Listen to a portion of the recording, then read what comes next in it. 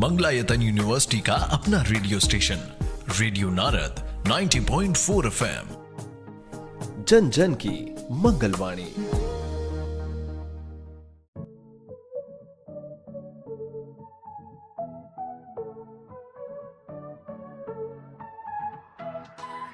स्वागत है दोस्तों, रेडियो नारद 90.4 FM से मैं हूं आपके साथ आरजे याशी और प्रोग्राम शुरू हो गया है मंगलवाणी। जी हाँ दोस्तों, जिसमें मैं आपको हमारे स्पेशल सेलिब्रिटी से इंट्रोड्यूस कराती हूँ। फिलहाल मेरे साथ एक बहुत ही महान शख्सियत मौजूद हैं दोस्तों, जिनका एक्सपीरियंस 19 से भी ज्यादा सालों का फिजियोलॉजी के क्रोनोबायोलॉजी में है, जिनके 80+ रिसर्च पेपर पब्लिश्ड हो चुके हैं। साथ ही उन्होंने कई सेमिनार और कॉन्फ्रेंसेस अटेंड की हुई हैं, अराउंड 70+। इसके अलावा बहुत से गवर्नमेंट प्रोजेक्ट्स पर काम किया है, जैसे कि DST प्रोजेक्ट, DBT प्रोजेक्ट और कुछ स्टेट प्रोजेक्ट्स की बात करें तो CST, R&D, COE प्रोजेक्ट्स और UGC प्रोजेक्ट्स में भी शामिल रही हैं।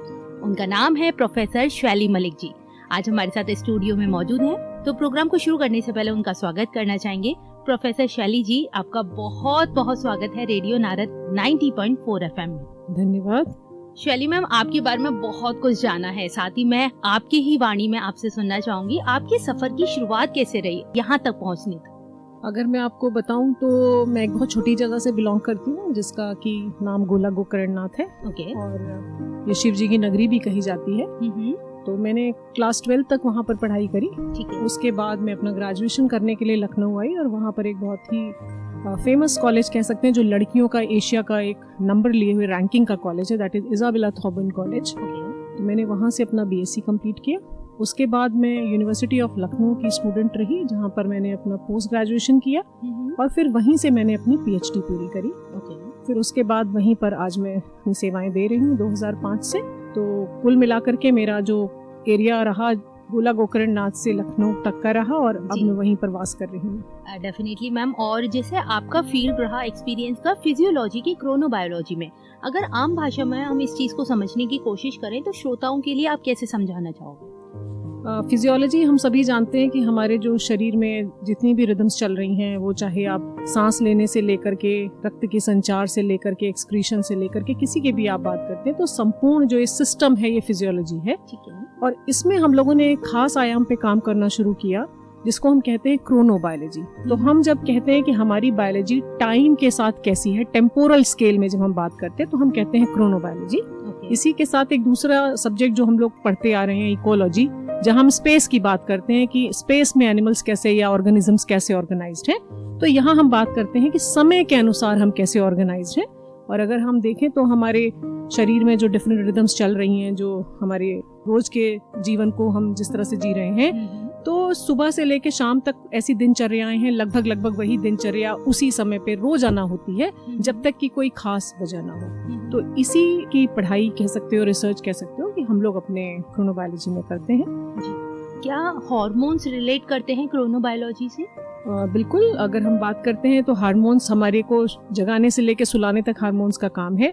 सुबह हम उठते हैं, जब हमारा कोर्टिसोल लेवल हाई होता है वो हमें बिस्तर से बाहर निकालता है, और रात को जब हमारा मेलाटोनिन लेवल हाई होता है वो हमको बिस्तर में सुला देता है।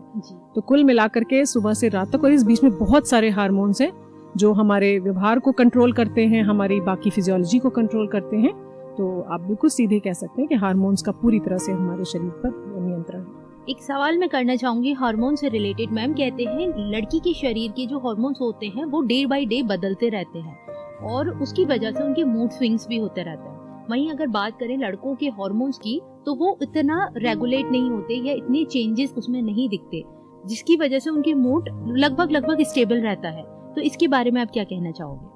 जहाँ तक आपका प्रश्न है, तो अगर हम लोग देखें तो प्यूबर्टी का जो टाइम है उस समय हार्मोन्स का एक अलग तरह से रोल रहता है, क्योंकि वो समय है जब आप अपनी अर्ली लाइफ से, अर्ली चाइल्डहुड से आप अडल्ट के बीच की जो स्टेज है, दैट वाज यंग स्टेज कह सकते हैं हम उसको, क्योंकि टीन्स लग जाता है 13, 14, 15, तो हम उसे टीनेज भी बोलते हैं जी। और वो चाहे उस समय लड़का हो या लड़की हो, दोनों की हार्मोन्स उनको काफी पुश देते हैं, क्योंकि शरीर में शारीरिक रूप से बहुत सारे बदलाव आ रहे होते हैं, इसके साथ मानसिक बहुत सारे बदलाव आ रहे होते हैं, इमोशनल बहुत सारे बदलाव आ रहे होते हैं। तो ये कहना लड़के लड़की में भिन्न है तो ऐसा नहीं है।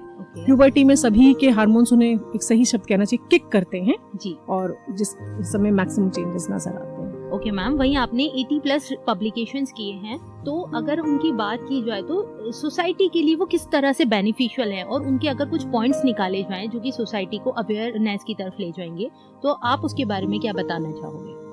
मेरा जो भी काम रहा है इसमें लगभग 60 रिसर्च पेपर्स जो मेरे पब्लिश हुए हैं उसमें ज़्यादातर हम लोगों ने बर्ड्स पर ही काम किया है। जब मैंने अपना शोध का कार्य शुरू किया था तो हमने माइग्रेटरी बर्ड्स पे काम शुरू किया था, जो चिड़िया हमारे यहाँ अप्रवासी चिड़िया हैं, बाहर से आती हैं, कुछ समय यहाँ रहती हैं, जिसको हम कहते हैं कि विंटरिंग ग्राउंड कह सकते हैं।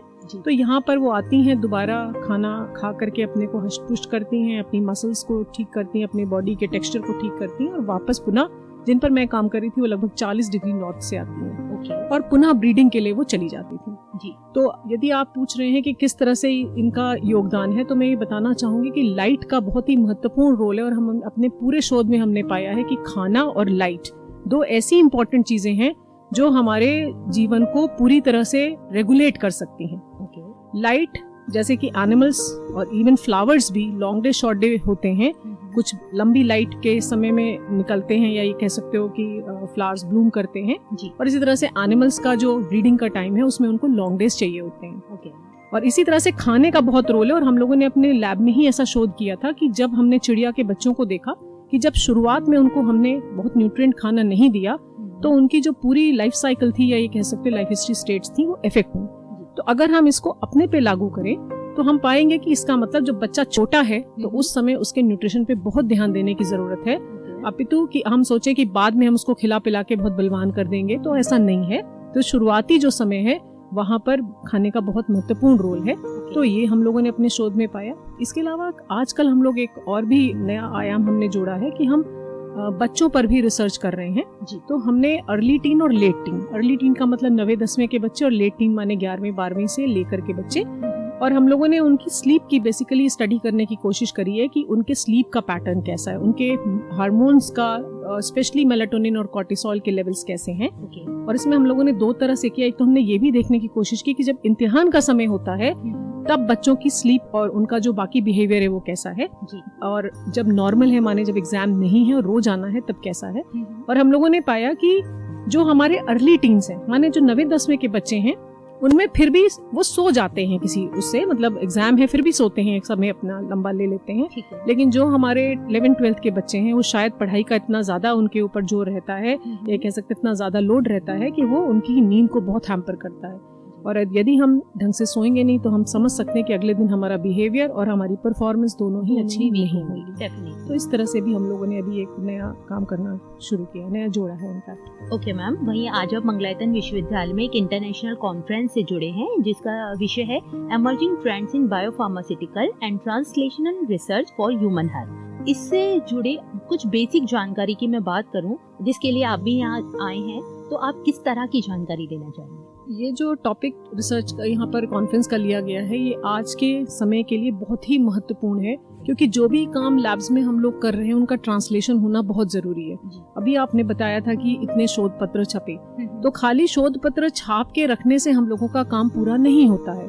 जब तक हम अपनी सोसाइटी को उससे क्या फायदे हो रहे हैं या कहाँ गड़बड़ियां हो रही हैं, जब तक हम उनको ये जानकारी नहीं देते हैं तब तक हमारी रिसर्च इनकम्प्लीट है।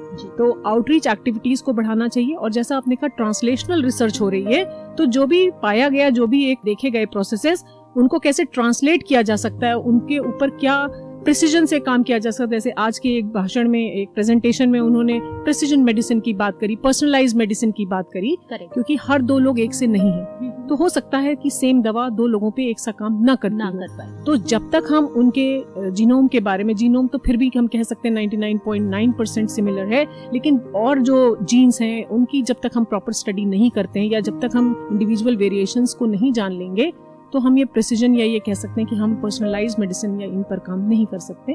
तो इसलिए ये कॉन्फ्रेंस बहुत इंपॉर्टेंट है, और इनमें बहुत सारे ऐसे भाषण हुए हैं जिनसे कि बहुत कुछ हम जोड़ सकते हैं और समझ सकते हैं। बिल्कुल मैम। मैं आपसे ये भी जानना चाहूंगी, जैसे आपका रिसर्च जो रहा है वो क्रोनोबायोलॉजी में रहा है, ऐसी कुछ जीन्स होते हैं जो कि पेरेंट्स में होते हैं और ट्रांसफर उनके बच्चों में आ जाते हैं। वहीं अगर हम उन जीन्स को रोकने की बात करें जो कि बच्चों के लिए बेनिफिशियल नहीं होते, लाइक कोई मार्क हो गया बॉडी पर, या किसी भी और तरह का कोई ऐसा जीन हो गया जो कि ट्रांसफर हो रहा है, तो क्या हमारी मेडिकल साइंस में ऐसी कोई टेक्नोलॉजी आई है अभी तक जो उस ट्रांसफॉर्मेशन को रोक सके या आगे बढ़ने ना दे?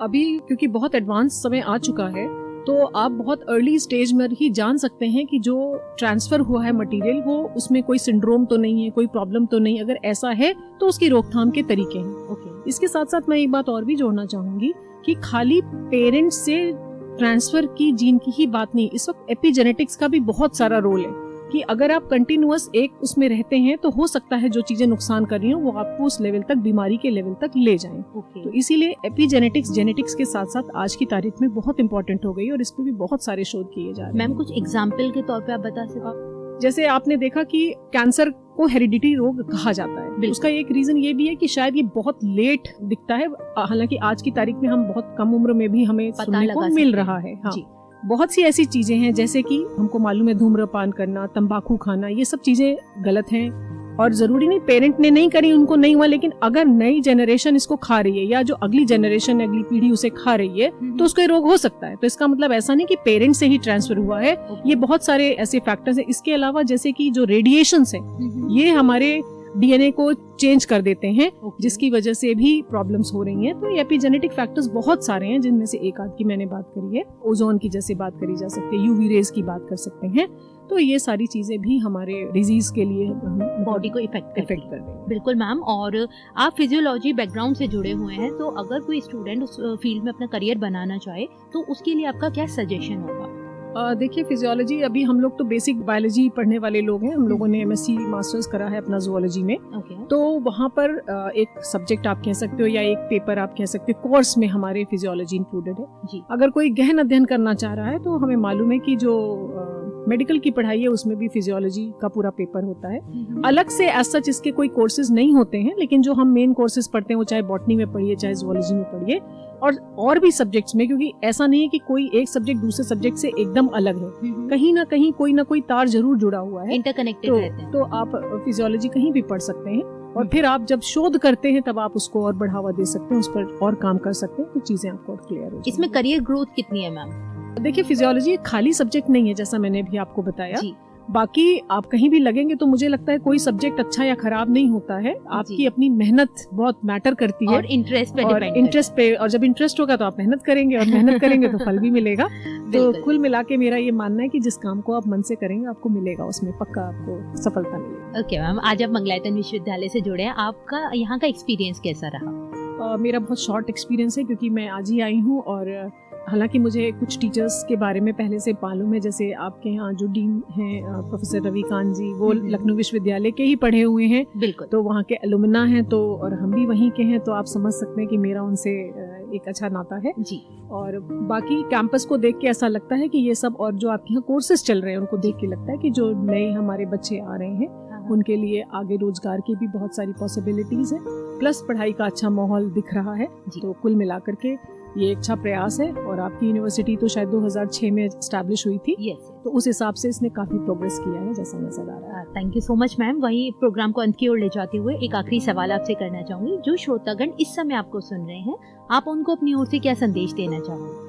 सबसे इम्पोर्टेंट संदेश है कि खूब मेहनत से काम करिए और खूब अच्छी नींद लीजिए, क्योंकि अगर आप ढंग से सोते नहीं हैं तो वो आपकी सारी फिजियोलॉजी को डिस्टर्ब करता है जी। और अच्छी नींद लेने के लिए जरूरी है कि आपका दिन अच्छा जाए, तो उसके लिए आप अपने काम को पूरे लगन से करिए, मेहनत से करिए और ईमानदारी से करिए, तो निश्चय आपको नींद बहुत अच्छी आएगी, और नींद अच्छी आएगी तो आपका स्वास्थ्य एकदम बढ़िया रहेगा। बहुत ही खास जानकारी दी प्रोफेसर शैली मलिक जी आपने, और न सिर्फ रेडियो नारद से जुड़े बल्कि श्रोताओं को एक अच्छे संदेश के साथ अपनी वाणी को विराम दिया कि अगर आप नींद अच्छी लेंगे आपका दिन अच्छा जाएगा, तो आपका अगला दिन भी उसी नींद पर डिपेंड होगा, और साथ ही आपका पॉजिटिव एटीट्यूड लोगों के आगे आएगा। So thank you so much radio Narad से जुड़ने के लिए, साथ ही हमारे श्रोतागण को इतनी सारी जानकारी देने के लिए। Thanks a lot. Thank you so much. इसी के साथ दोस्तों अब मेरा वक्त हो गया है आप सभी से विदा लेने का, लेकिन इस प्रॉमिस के साथ कि मैं फिर लेकर आऊंगी आपके लिए एक स्पेशल सेलिब्रिटी, जिनके बारे में जानकर आपको ना सिर्फ खुशी होगी बल्कि बहुत कुछ उनसे जानने को सीखने को मिलेगा। तब तक के लिए मुझे यानी अजय यशी को दें इजाजत। रेडियो नारद 90.4 FM, जन जन की मंगलवाणी।